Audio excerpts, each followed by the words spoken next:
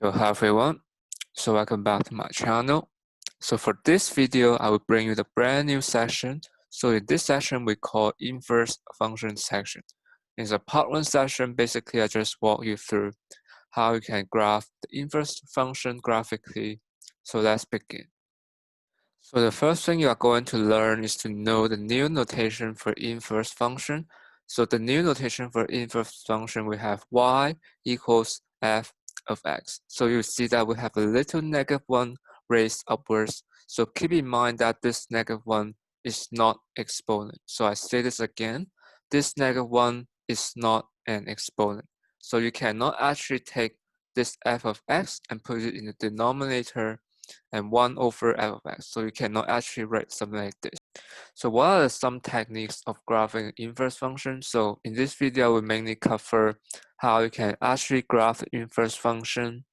So the first thing you need to do, so first method, I can reflect original function in y equals x linear equation. So basically, the first method, and the second method, I can swap the x and y from original function. Assume that x and y is my original point for f of x, and 2 to 3 is my original point. If I want to generate the new point for inverse function, I need to swap x and y. So at this example, I will get 3 and 2 for my new point for inverse function. So let's go straight ahead to the exercise. So for this example, I show you y equals f of x. So this original function in the red color. And my goal is to generate the function y equals the inverse function, this one. So how could we actually do that? So remember, our goal is to swap the x and y from original function if we want to actually graph the inverse function. So basically what I need to do here is to swap the position of x and y. So at this point, we have -8 and -3. If I swap the position, I will get the -3 in my x coordinate and -8 in my y coordinate. So the new point, we have -3 for my x coordinate and also -8 for my new y coordinate. So if you swap the position of every point in the original function, you will get the new point here, -3 to -3, because the x and y have the same value, so I don't change this point. Also 3 and 3, x and y are the same value, so I don't change this point. But at this point, x equals to 8, y equals to 3. I need to swap the position, so at this time, inverse function, x becomes 3, y becomes 8. And I will be using these two columns here to generate the new x and new y. So at the first point, we have -3 and -8.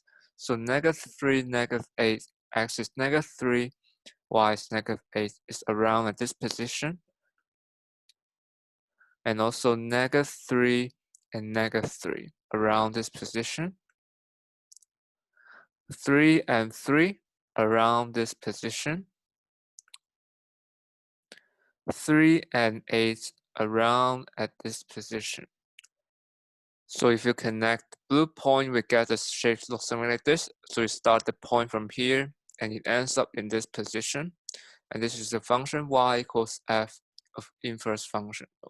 So basically how you can check if the blue curve is an inverse function. So you can go back. So remember, I can also reflect the original function in y equals x. So y equals x is a linear function in the black color, and I use the dashed line to represent this because it's a reflection line. I'm reflecting from the original function.